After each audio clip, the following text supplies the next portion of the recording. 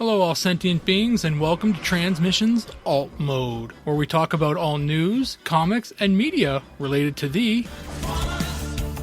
On this episode, we don't have much news outside of conventions, but we take a look at Transformers Victory, episode 26, or is it 30, in our media reviews. Today is Friday, June 24th, 2022, and this is episode 291 of Transmission's Alt Mode. Welcome to Transmission's Alt Mode, the podcast that knows when a loved one dies, you don't mourn them, but instead reconstruct their body and wear them as shoes and a backpack. I'm your host Charles, aka Big C, and I'm joined by the excellent Transmissions team. Jeremy, aka Yakko. Hey, how's it going?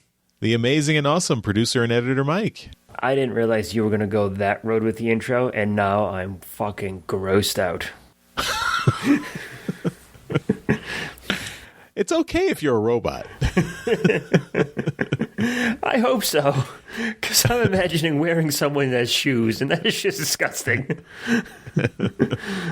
And Darryl, the Cybertronian beast.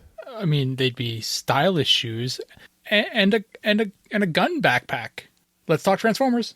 As always, we start off the show by thanking our Donatreons, those lovely people who support us on Patreon and PayPal. You guys really help us out and help keep the show going, so thank you for continuing to support us. If you are not a Donatreon, you can help us out by going to transmissionspodcast.com/support. That's where you can sign up either on Patreon or PayPal. One of the perks of being a Donatreon is you get access to the early bonus uncut versions of our Transformers Live Play RPG podcast, and you get them a week early from when the regular episode comes out. So this coming Monday, June 27th, you're going to get Empire of Rust episode 79, the banter episode. And you're getting it a week early before everyone gets the fully edited episode in the main feed. And you get lots of bonus content, and it's raw, unfiltered, uncut Empire of Rust goodness right into your podcast veins. So this is only for Donatreons, available on our Patreon page, so check it out. And Darryl, you had a special episode come out this week. Why don't you give us a little plug for anyone who missed it? It should already be in your feeds if you haven't checked it out, but maybe, Darryl, you can tease a little bit. Mm-hmm. Yeah, so it came out yesterday. And this was one that I've been working on for a while and hoping to get the right person to talk with for it. And I think I found him in social worker Izzy Franzese, and we talked for just over an hour, I guess. And I wanted to do like a really deep dive on why we collect, why as collectors we amass these collections of things, and I think we got into the nitty gritty here. I wanted to get into the weeds a bit, and I think we did. So yeah, it should be in your podcast feeds already. And I think we definitely tackled some interesting aspects of why we collect these massive amounts of things, and what's going on in our brains when we do it. So yeah, it was an interesting discussion, and please give it a listen and let me know what you think, because I'd like to maybe have her back on and have a part 2 of this. It'd be really interesting. Very cool. All right, well, let's jump into Transmission's Alt Mode, and we actually don't have any comics news this week, so we're going to jump right into our review.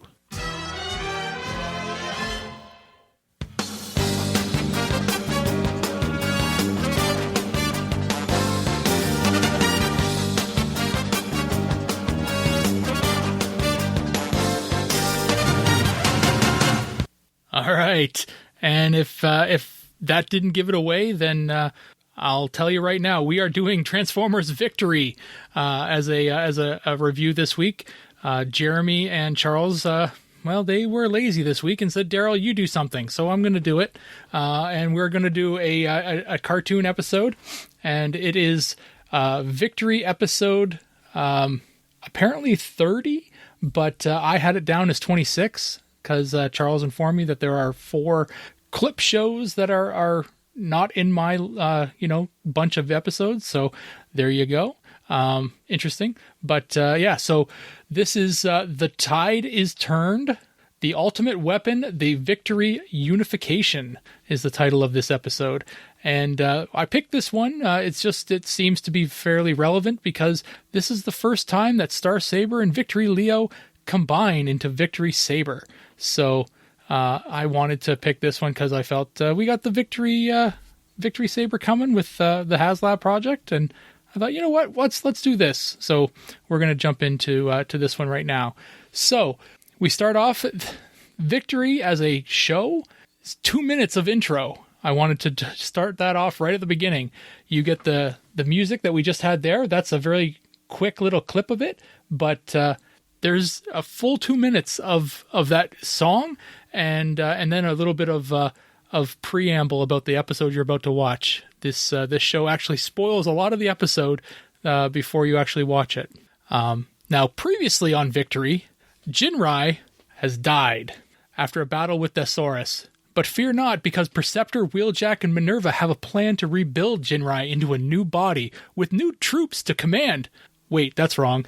But they do rebuild him into Victory Leo. We begin today's episode with some of the Autobot Micromasters responding to a threat from Thesaurus, when all of a sudden a train appears on the horizon. It's speeding towards them. They stop the train from entering the dangerous area. Then a missile enters their view. It hits the ground and separates into 4 different missiles going in 4 completely different directions. The Autobots are powerless to stop them. Saber and the rest of the Autobots can only watch in horror as 4 human cities are leveled by the Decepticon weapon of mass destruction. The Micromasters are able to begin rescue operations at one of the locations as they were the closest. It's at this time that Saber informs them that if they encounter any Decepticons, they are to avoid any contact.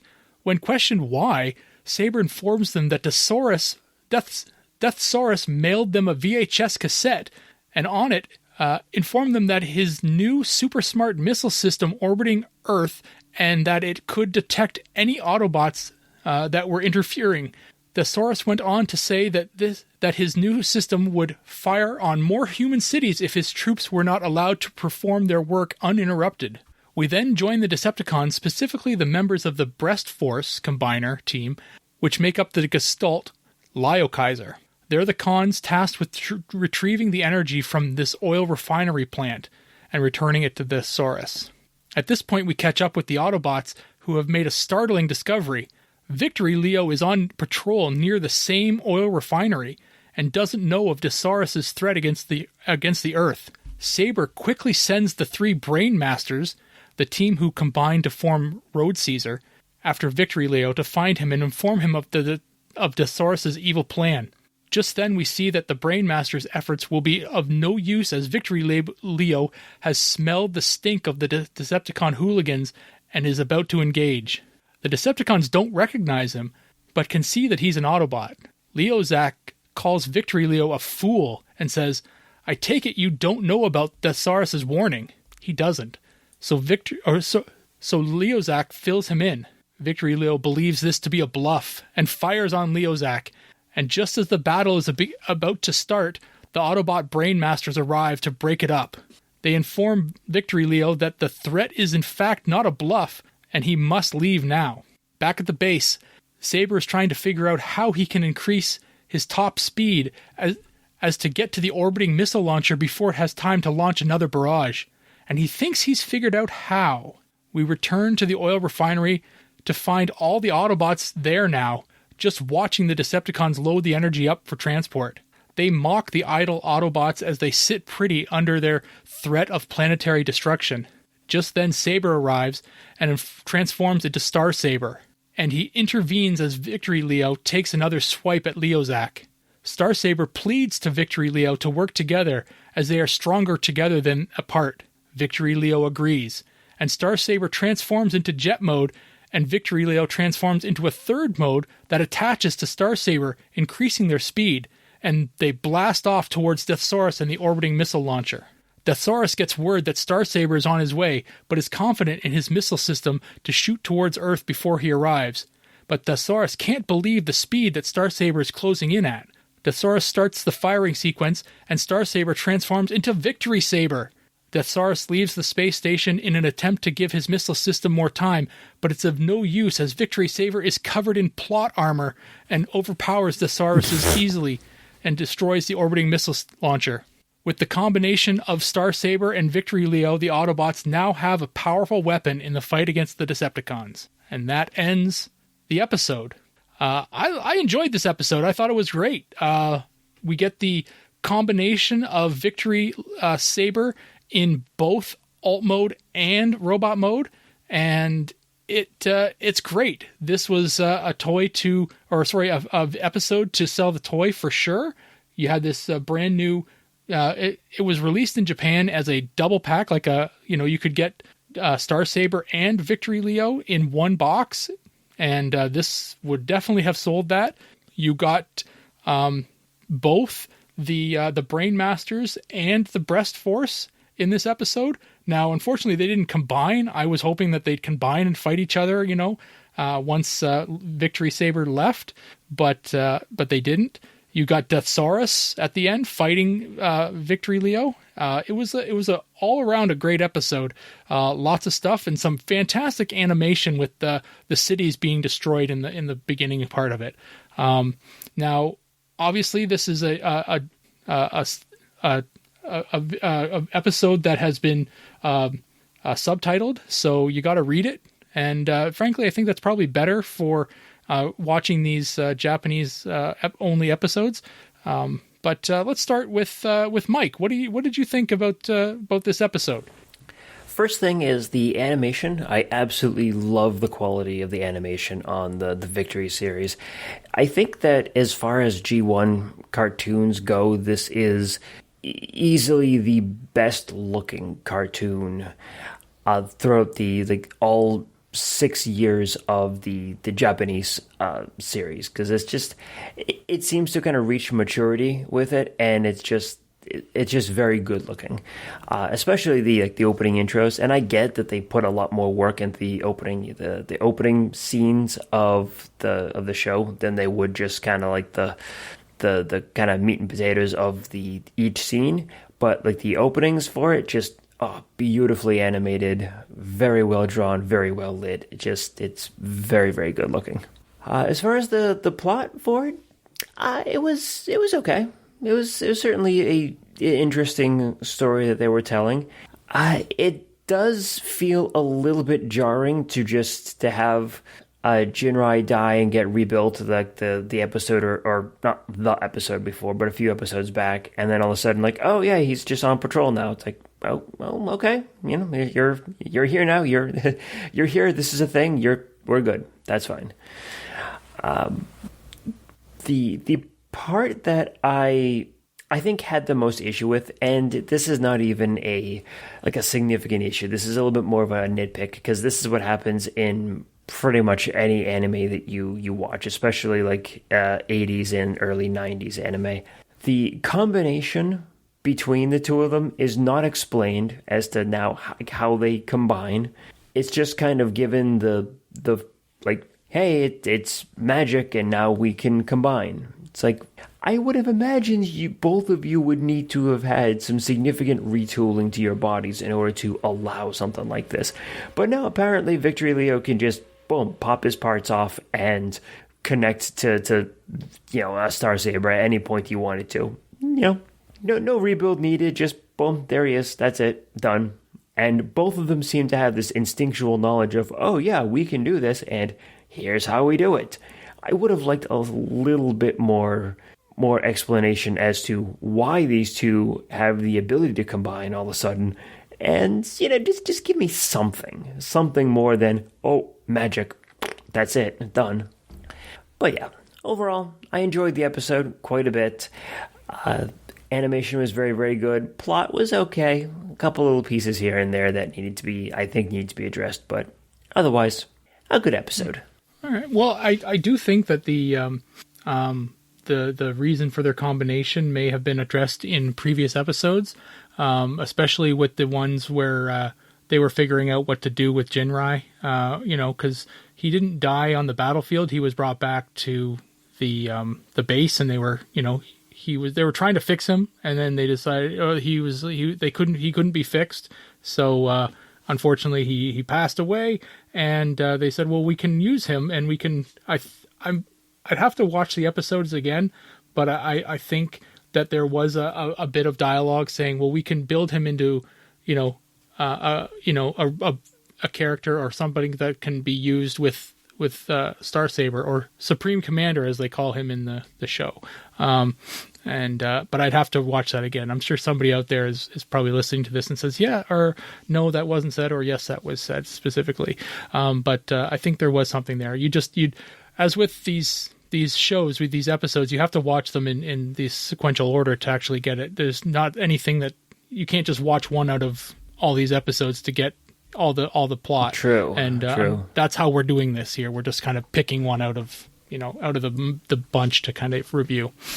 But I hope you're right, because that would actually make a lot of sense. And if it does, then it like my critique is not going to be like as relevant in that case.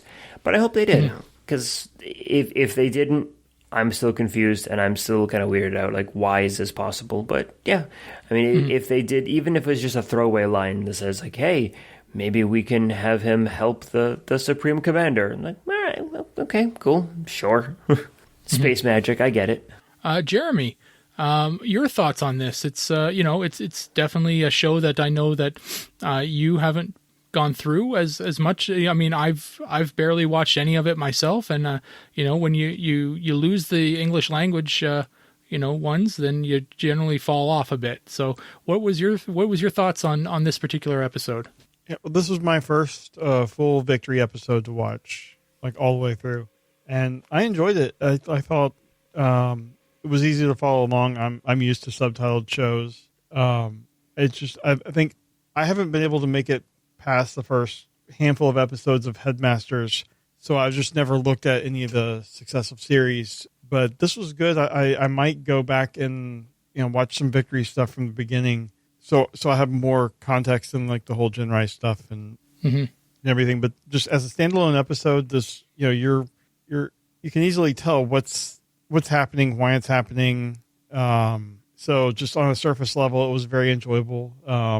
I agree with the animation generally looking really good for a G1 era series. It did have more of an anime influence than I was expecting, though, with things like the funny faces some of the characters were making. Like particularly like when the Decepticons were taunting the Autobots and stuff like that.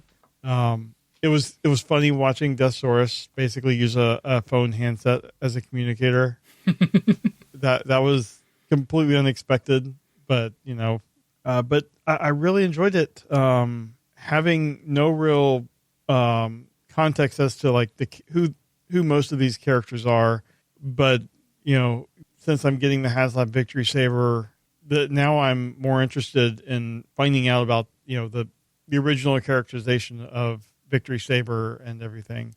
I did remember there was a fan dub project, and I looked it up while you were doing the review, and it's still out there to download if you go to tfcog.com, and I'll put a link in the show notes. But they have a Victory fan dub that does the first 26 episodes. So your number is right, Darryl. Hey, this was episode 26, and it has some interesting voices. A lot of them I don't recognize, but the voice of Jan and Victory Leo was Frank Todaro. Oh. Dash Tracker, Ice Pick, and Jaruga is Daniel Ross, who is also a professional voice actor. He's done a lot of Disney stuff lately. He was the voice of Donald Duck for a while on some of the Disney Junior stuff.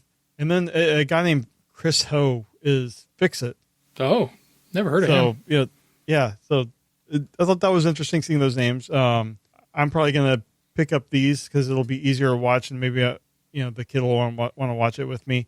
But this particular episode, I think it was a good episode to pick because it was so easy to understand what was happening. Lots of action. I did get some nice Japanese animation of like combiner parts forming. Much like I would get watching Voltron when they combine, but seeing like, the little boots form, when Victory Saber was forming and stuff like that. That was like classic Japanese robot combining stuff that I didn't realize I was missing in my life. Mm-hmm. Well, I figured Victory would be a very interesting show for you because you have such a strong connection to Power Master Optimus Prime, which was Jinrai, right? Which, so this, I don't know why I've never really gone to watch it, but I never have until now. Mm-hmm. So it's very interesting. You might have an easier time getting into this show than myself. Who's had, for whatever reason, I've put this show off and I've never actually gone through it. So maybe I should. Yeah.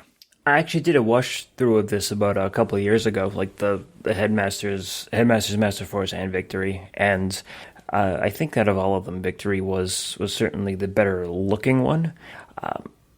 I don't know. I think Master Force may have had a better story, like over the entire series, but Victory still is an incredibly good series to watch all the way through. Mm-hmm. Right on. And Charles, I assume this was probably your first encounter with this episode in Victory as well, as you're very similar to Jeremy and I, who for whatever reason have just avoided these Japanese exclusive series. Yeah, it was my first viewing. I do want to give a shout out for the music. I enjoyed the theme song. I mean, we've heard the clip before, and we're talking about Victory Saber and the for the crowdfunding project, but seeing the whole little intro and seeing the music and everything was I like show intros, and if you get a catchy tune, it's fun. So that's cool. The bass line throughout the entire episode was also really good. Yeah. The music was great through the whole thing. Mm-hmm. Yep. And this was a fun episode, and I agree with Jeremy's take on the some of the wild takes that the characters are making to make it's clear this is a cartoon, and you get some of those cartoon poses and things, but I thought it was a fun episode and pretty straightforward. Yeah, I mean, interesting how the Decepticons enjoyed, some Decepticons were like, oh, now we're like, they felt a little cheated because they didn't get to beat up on the Autobots, but they still were taunting the Autobots since they could just steal the energy. But, some Decepticons being disappointed that they don't actually get to fight because Death Saurus, he's working smarter, not harder, and taking away the Autobots' ability to fight back. So it was interesting to see that dynamic there. And I guess, it's probably, since this is in the middle of the season, you don't get the context because you mentioned when Darryl, you mentioned the context of how Victory Leo was the rebuilt form of God Jinrai, but that's not mentioned in the episode at all. So I guess if you should have been watching all the previous episodes, so you'd know that. But that's right. That's why I did on the previously on Victory port right at the start, right? Yeah, because they don't really mention that at all. But what I did find interesting was that how when Star Saber says, I'm going to combine with Victory, and then like the Autobot scientists, you got Perceptor, Wheeljack, and Minerva. Wheeljack back from the dead, apparently. I guess he didn't die in the Japanese continuity. But they're having a discussion about, well, there's some risks involved with doing this combining maneuver. They don't really go into what the risks are, but apparently it's no problem because he did it and nothing happened. Nothing bad happened. Zero risk. But I just thought it was funny. It's like, yeah, you should be careful. And Star Saber's like, no, I'm going to do it because I got to do it. And it's also Minerva. We're familiar with Minerva as just knowing about her toy and everything, but having her here be one of the Autobot scientists, and she's like a headmaster. So there's a human girl in there, but she doesn't even really transform in this episode. So I guess she's got her transdector, and she's now one of the big robots now. So actually, I think that good for her. In Victory, the assumption is that the human element has kind of been removed, because if I recall, like when Jinrai died, they didn't talk about what happened to his like human power master, like that component.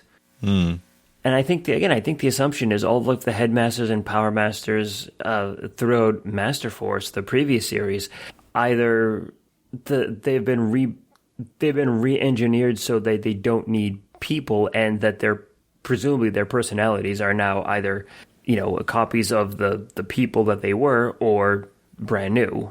I mean, like with Minerva, like the idea is that, yeah, she's a headmaster, but there's no indication. She doesn't transform, doesn't do anything. She's just there. No. Okay. Well, this episode does contain, no, I mean, it's probably pronounced something different, but I'm going to say Jan. It's the little boy. The kid. It's, yeah. So, yeah. And it's, just reading the wiki page on Jan here is, who is a little boy, who was orphaned after a spacecraft carrying him and his family was destroyed by the Dino Force.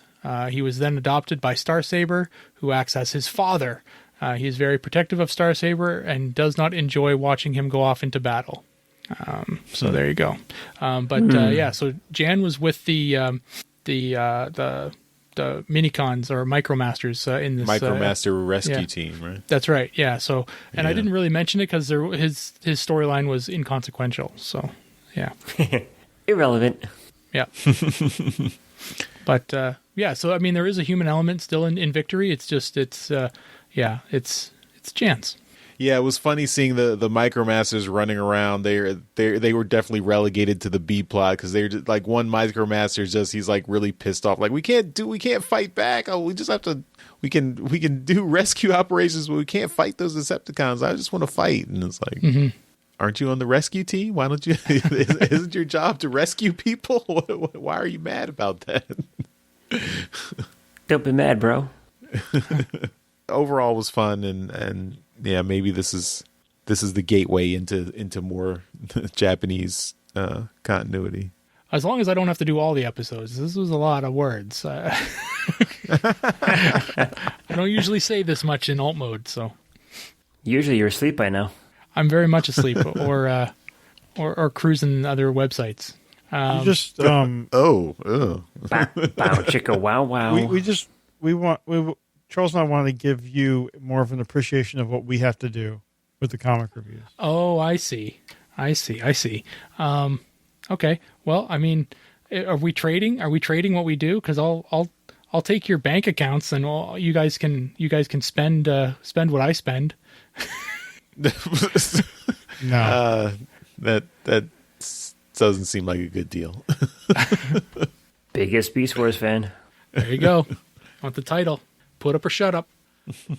But anyway, this was fun. It was fun to tackle one of these episodes, and I foresee us doing a couple more of these, before the Victory Leo comes out or Victory Saber drops, because these are just kind of fun, and everyone's going to kind of get one, and it'd be interesting to tackle a little bit more of the lore that Victory Saber has behind him, just because everyone's going to get these figures, and they're not going to know anything about the characters. So why not have a little bit more knowledge? All right. Well, that's our classic review of Transformers Victory, and we will move on to convention news.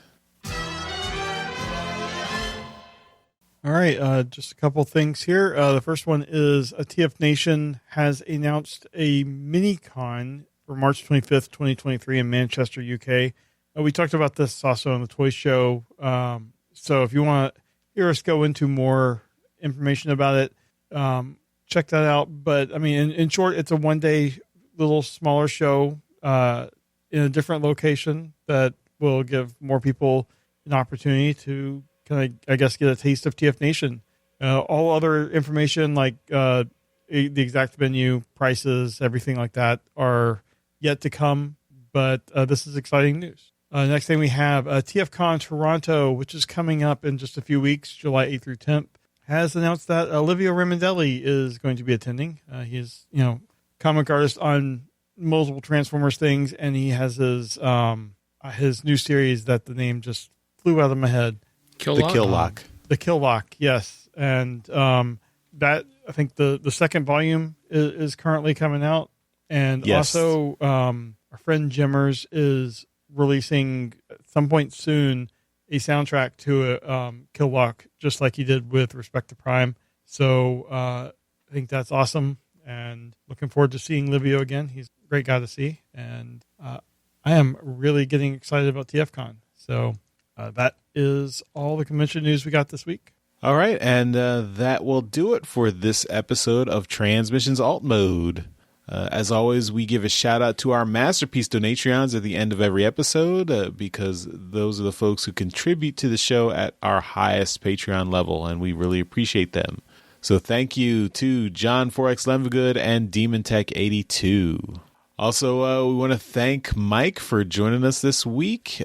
Mike, anything you want to tell everyone about, including Empire of Rust? Wait, we're all done? Yeah, yes, we are. This episode was too short. I feel like I haven't said anything all this entire day. Yes. I of course want to push Empire of Rust onto everyone named Darryl. Everyone named Darryl needs to listen to Empire of Rust. Darryl, how do you feel about that? It seems like I'm being targeted here, but I'll take it. I'll get you to listen to it one day. Maybe just gotta paint your house for a little while, just like the whole thing. Yeah. Could be good. If you want to follow me on Twitter or Instagram, it is at Minervion, Minervion. And yeah, give me a follow. I take some pictures of toys on occasion and post up all of the work that I've been doing for my day job. So all 3D artwork. So if you're interested in that, you get to see that too. But yeah, fun stuff. Awesome. And that will do it for this episode of Transmissions Alt Mode. Thanks everyone for listening, and we will see you next time. Bye-bye. Bye. Bye, all. Later. Thank you for listening to this episode of Transmissions. If you'd like to join the conversation, travel to our Discord channel at transmissionspodcast.com/Discord. Want some cool transmission swag? Feast your eyes on our transmissions gear at transmissionspodcast.com/shop. If you'd like to support our podcast, go to transmissionspodcast.com/support or tell your friends about our show. We'll see you next time.